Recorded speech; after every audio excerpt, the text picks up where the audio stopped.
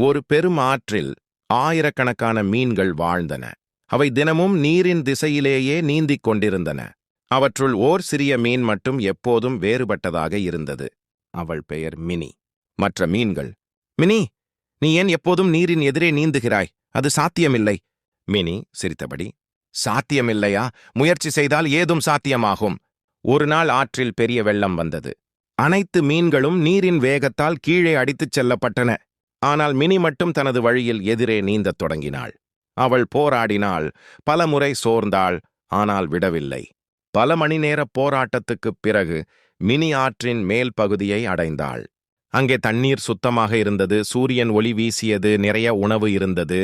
Mini மகிழ்ச்சியுடன், எதிரே நீந்துவது கடினம்தான், ஆனாலும் அதுவே உயரத்திற்கு அழைத்துச் செல்லும். முடிவு. வாழ்க்கையிலும் அதே மாதிரிதான். அனைவரும் ஒரே திசையில் போவார்கள், ஆனால் வெற்றி பெறுபவர் தைரியமாக எதிர்நிலை நோக்கிச் செல்வார். உண்மை என்னவென்றால், எதிர்ப்புகள் இல்லாத பாதையில் வளர்ச்சி இல்லை. எதிரே நீந்தும் மீன்கள்தான் புதிய உலகத்தை காணும். பாடம்: நீரின் திசையிலே அல்ல, உன் இலக்கின் திசையிலே நீந்து.